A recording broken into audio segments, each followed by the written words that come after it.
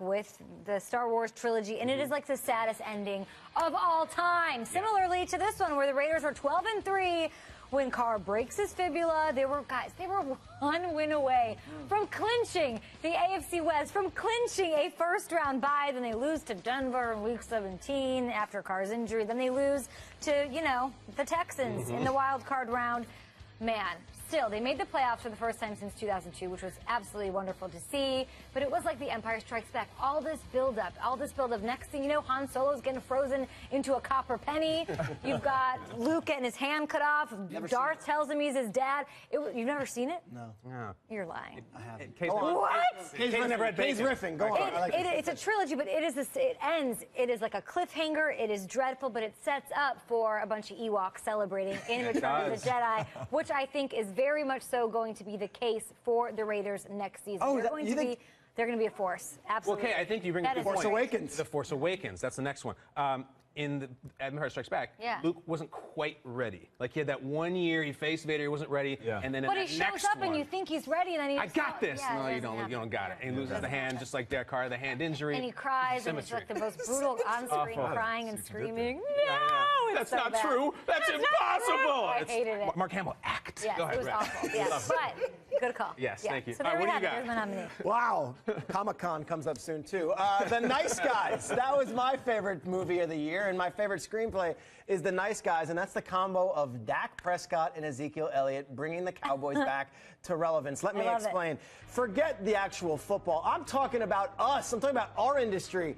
These two saved a lot of us a lot of grief when the NFL ratings started to skyrocket after Zeke and Dak took off. Guys, 4 of the top 5 rated television shows of last year were Cowboys games, that's awesome. all right? The Redskins Thanksgiving game had 35 million people. The Steelers, Week 10, 28.9. The Packers game in Week 6, 28 million. Then you go into the playoff game against the Packers. It was like the most watched playoff game in modern history. So from a TV perspective, from all this talk of, oh my God, the NFL ratings are in the Zach and Deke.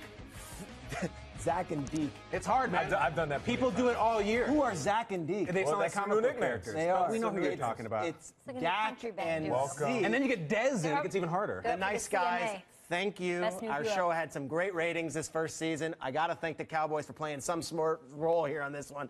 And you guys watching at home, you know you love some Cowboys talk, good or bad. But those guys are the nice guys. They were very good to us. They were. I love this Raiders. Like, I haven't seen Empire Strikes Back. It was the water cooler we should thank for our. Are you right? You haven't seen Empire Strikes Back, but you want to do like Russell Crowe's 20th best movie? That's your pick? The Nice big Guys? Master and Commander fan. Yeah, right. Him and Paul Bettany. I'm up next. There's something going on with them. I'm up next. All right. Well done, Pay and Keeter. All right, so good job, Kate. We love biographical films, right? The things that are based on true events. Lovejoy. Lovejoy. That was great. It's really good. David, we love dramas, like you said. We love high drama. So I'm gonna take you back to 2010.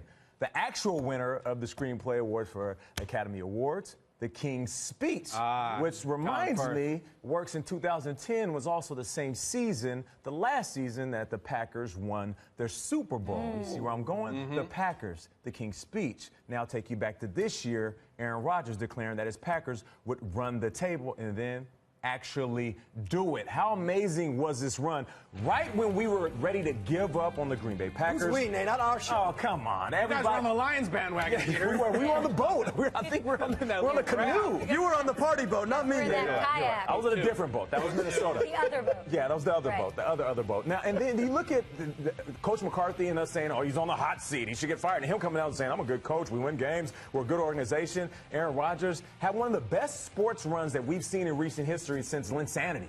I mean, it was that amazing to me because he wasn't just winning games casually. He was breaking records, as Kay was saying, on a weekly basis, and then throwing Hail Marys like they were casual passes downfield. So for me, the King's Speech, that was the king of the team, just casually saying, listen, we're going to run the table. Everybody listened, and we thought, we'll see, Aaron. And guess what? They did. So I got Aaron Rodgers. This movie ended so sadly. It ended like Gladiator and Spoiler. Braveheart. It did. You're right. Sad. But it's good drama. Aaron Rodgers' run was ended by the Falcons. Linsanity was just Carmelo's like, that's enough. I'm the star. Get out. Watch out. Trade this guy. Guys, I'm going to talk about the Cleveland Browns. Okay. And I'm going to talk about them as it pertains to 1994's The Shawshank Redemption. Everybody loves it. And it really was that run that the Browns had where most people felt that they were going to go 0-16. That long, long run of futility. Were they really going to run the table in reverse? It felt like Andy, not me. It felt like Andy Dufresne locked up in Shawshank Prison. I wish I could tell you that the Browns fought the good fight. And the sisters left him alone, but the NFL is no fairy tale world. Listen, it wasn't all bad during the season. Like, you know how Andy taught the young kid how to read, and they got the library built. You know, we had some positives. We had Terrell Pryor along the way. We had some inspired quarterback play, even if it wasn't effective. Guys kept getting up and playing, and eventually they had that moment where they're drinking their icy cold bohemian-style beer like free men. And they crawled through a river of bleep to come out clean on the other side. That moment against San Diego, they're looking up in the rain and they peel off their shirt and we won a game.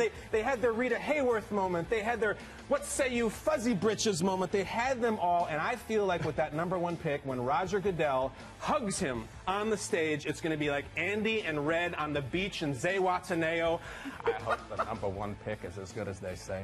I hope he's a Hall of Famer. I hope. That's it. The Shawshank Redemption starring the Cleveland Browns. That river of you-know-what come out clean. Imagine if there was a grate on the end of that pipe and he crawled all the way through it and then couldn't get out. He would just have to die right there. This show was unbelievable. It really was. There was a lot of wreckage on the way. What was Brooks was here?